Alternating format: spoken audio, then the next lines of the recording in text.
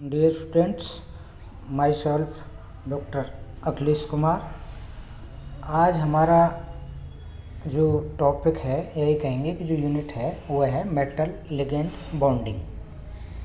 Metal ligand bond में metal और ligand के मध्य जो बॉन्डिंग है, इसको किसके थ्योरी के अंदर करना है? मॉलिक्यूलर ऑर्बिटल थ्योरी के तहत अपने को स्टडी करनी है। पर मॉलिक्यूलर ऑर्बिटल थ्योरी के अध्ययन करने से पहले हमको क्या करना है? क्रिस्टल फील्ड थ्योरी की लिमिटेशन, उनकी जो कमियां हैं उनको समझना है, जिससे हम उस मॉलिक्यूलर ऑर्बिटल थ्योरी को आसानी से समझ सकें।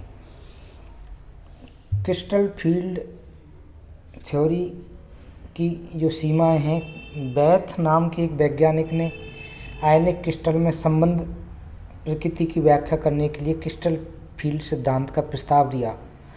बाद में इस सिद्धांत को अन्य वैज्ञानिकों द्वारा संक्रमण धातु आयनों और उनके परिसरों के चुंबकीय गुण को ध्यान में रखते लागू किया था। क्रिस्टल फील्ड सिद्धांत को कोऑर्डिनेशन केमिस्ट्री से काफ़ी सपोर्ट मिला, क्योंकि बैलेंस बैंड थ्योरी जो स्टार्टिंग में आई थी उसी को ये आगे बढ़ाते हुए थी। क्रिस्टल क्षेत्र सिद्धांत इस अवधारणा पर आधारित था कि धातु आयन और लिगेंड के बीच प्रकृति में विशुद्ध रूप से इलेक्ट्रोस्टैटिक फोर्स काम करता है। जब लिगेंड केंद्रीय धातु परमाणु या आयन के पास पहुंचते हैं तो केंद्रीय परमाणु के पास 5 डी ऑर्बिटल यानी डीजेनरेट ऑर्बिटल बनते हैं, जो लिगेंड के इलेक्ट्रोस्टैटिक क्षेत्र के प्रभाव को विभिन्न ऊर्जा स्तरों में विभाजित कर देते हैं। Limitation of CFT। CFT emphasizes only the metal d orbital and gives no importance to other metal orbital as px, py, pz and ligand orbital। ये धारणा जो थी केवल केंद्रीय परमाणु पर आधारित है, यानी केंद्रीय परमाणु केवल d ऑर्बिटल को ध्यान में रखते हुए रखता है। उसके अध्ययन के लिए एस और पी कक्षाओं को नहीं मानता। पहला जो इसका लिमिटेशन थी, जबकि दूसरी लिमिटेशन जो दूसरे इन्होंने CFT does not consider the formation of pi bonding in complex. यानी ये सिद्धांत कुछ धातुओं की व्यवहार की व्याख्या करने में विफल रहा। क्यों कहा? क्योंकि इसने क्या किया था कि इसने सिर्फ पाई बॉन्डिंग इन कॉम्प्लेक्स के बारे में ज़्यादा डिस्कस नहीं किया, सिर्फ मेटल के बारे में डिस्कस किया था कि मेटल बॉन्डिंग में कैसे बंध बनते हैं। तीसरा इसका जो लिमिटेशन थी, CFT is unable to account satisfactory for the relative strength of ligands. Example, it give no explanation as to why H2O यानी water appears in the spectrochemical series as a strong ligand than OH। ये भी समझाने में असमर्थ रहा था कि OH, H2O और OH में कौन सा लिगेंड ज़्यादा स्ट्रॉन्ग है या कौन सा इनमें वीक है। ये थ्योरी इसमें भी समझाने में।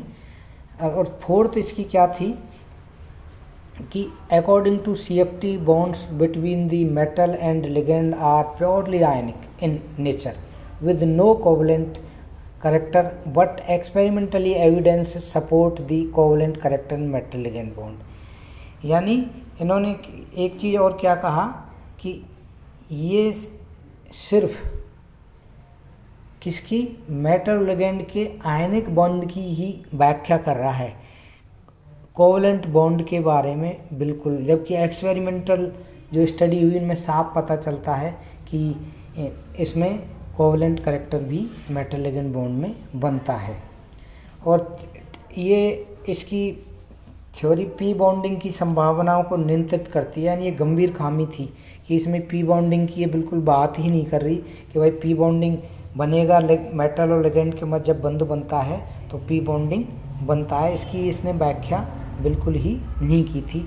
तो इसकी ये लिमिटेशन थी कि इन पे इन्होंने फोकस नहीं किया, इसलिए ये थ्योरी पूरी तरह से सफल नहीं हुई। इसकी वजह से इनको अब experimental evidence for metal ligand covalent bonding in complex, जब ये जो लास्ट में कहा है कि भाई आयनिक नियम मेटल लिगेंड के मध्य क्या होता है, कोवलेंट बंध भी बनता है। तो कोवलेंट बंध बनता है, उसके लिए इन्होंने क्या किया, इसके लिए कई एविडेंस थे। पहला था electron spin resonance spectroscopy, ESR में भी ये बिल्कुल समझाया गया है कि ये संभव है। दूसरा NMR spectroscopy, nuclear magnetic resonance spectroscopy में भी इसके बारे में बताया गया है।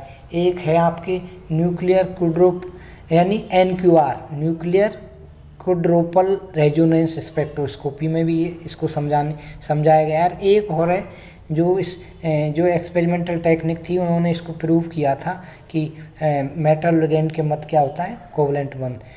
निफ्लेक्स्टिक effect, it is found that the electron repulsion in complexes is less than that in the free ion. तो ये जो चार ये थे, इन्होंने एविडेंस कहा था कि ये थ्योरी किस पे, कोवलेंट और बंध को भी प्रदर्शित करती है। जब मेटल लिगेंड के मध्य बंध बनता है तो ये भी बंध क्या होंगे, बनेंगे।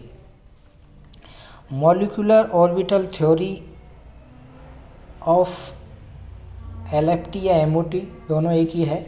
तो इसको मॉलिक्यूलर ऑर्बिटल थ्योरी का थोड़ा सा आपको समझना होगा कि क्या है, तो उसके बाद हम इसका जो आपके सिलेबस में है MOT theory for bonding in octahedral complexes. तो फर्स्ट है, according to this theory overlap of atomic orbitals of the control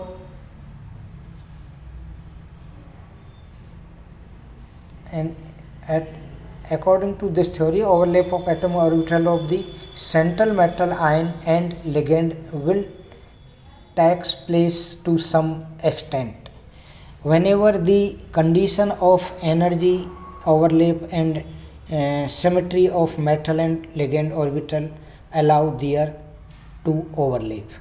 यानी इस थ्योरी में बिल्कुल साफ है कि मेटल लिगेंड में कि मेटल और लिगेंड के मध्य जो समझाया, तो कंडीशन क्या होती है कि ओवरलैप और इनकी सिमेट्री, यानी एनर्जी ओवरलैप और इसकी जो सिमेट्री है वो क्या होनी चाहिए, इसको अलाउ करे।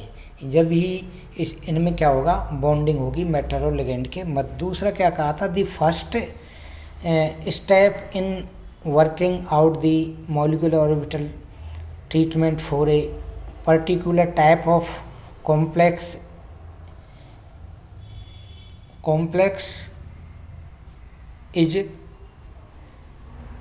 to know the suitability of atomic orbitals of the central metal ion and ligand for overlapping because of the whenever inherent symmetry requirement of the overlap of atomic orbitals. This can be done systematically using some principle of group theory.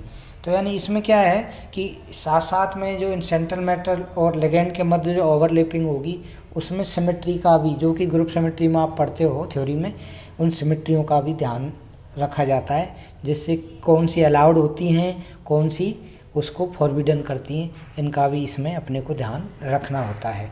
तो इस theory को और आगे explain अपन करेंगे, तो उसमें आपको क्या जो इसकी 3 आपके कंसेप्ट हैं और 3 पे अप्लाई किया। एक तो ऑक्टाहेड्रल कॉम्प्लेक्सेस पे, एक आपके स्क्वायर प्लेनर पे है और एक टेट्राहेड्रल पे है। तो जो आपका पहला है MOT theory for bonding in octahedral complex, overlap of suitable atomic orbital of the metal with 6 ligands sigma orbitals results in metal ligand bonding in octahedral complex. The formation of 6 metal ligand sigma bonds MO theories in an octahedral complex takes place through the following step. पहला step क्या है कि central metal ion of 3D series element contains 9 valence shell atomic orbital which are, यानी आपके जो central metal ion है वो 3D series के एलिमेंट में क्या होगा, 9 वैलेंस सेल एटॉमिक ऑर्बिटल बनते हैं। उनमें 4s 4px 4py 4pz, यानी 4 के 4 हैं। उसके बाद 3 के आपके वही 5 डिजेनरेट ऑर्बिटल्स हैं, 3dxy, 3dyz, 3dxz, 3dx²y² और 3dz²। 9 atomic orbitals of metal ion have been divided into 4 symmetry groups in given below। यानी इनको जो 9 आपके ऑर्बिटल पार्टिसिपेट करेंगे, इनको 4 कितने में 4 सिमेट्री 4 में बांट रखा है, जिनमें से 4s तो A1G या स्मॉल A1G सिर्फ प्रदर्शित करेंगे, जबकि 4px, 4py, 4pz इसको T1u या स्मॉल T1u से प्रदर्शित करते हैं, जबकि 3dz² और 3dx² - y² को आपको EG या E1G से प्रदर्शित करते हैं, और 3dxy, 3dyz और 3dxz इसको T2G या स्मॉल T2G से आप यहाँ पे प्रदर्शित कर सकते हैं। In octahedral complex 6 sigma orbital of the 6 ligands approach along the axis to the metal ion. Ligands sigma orbitals along the plus x minus y plus y minus y z, यानी तीनों जो डायरेक्शन है x y और z, इनमें plus minus direction में होंगी। Axis have been denoted sigma x, sigma y, sigma minus x, उसी तरह sigma y, sigma minus y, sigma z and sigma minus z respectively. Such atomic orbital are 4s,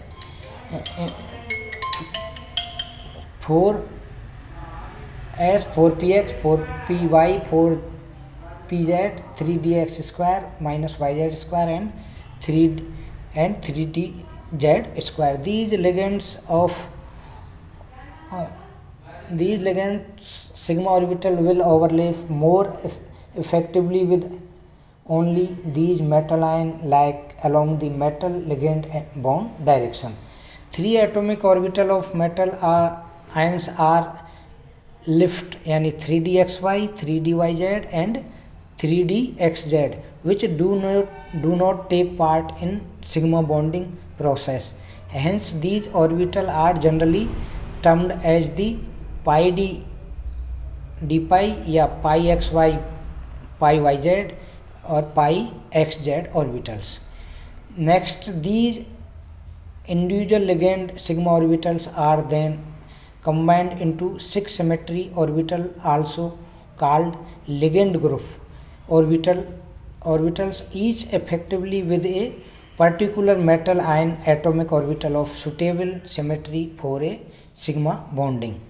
And last, if the ligand also possesses pi orbital, those must be combined into symmetry orbital. तो इसमें यह है कि sigma orbital की जो symmetry होगी उनमें 6 orbital जो लिगेंड ग्रुप के काम में आते हैं, वो क्या करेंगे, पर्टिकुलर मेटल आयन के साथ ही एटॉमिक ऑर्बिटल के बॉन्डिंग बनाएंगे और उनकी सिमेट्री सिग्मा बॉन्डिंग को करेगी।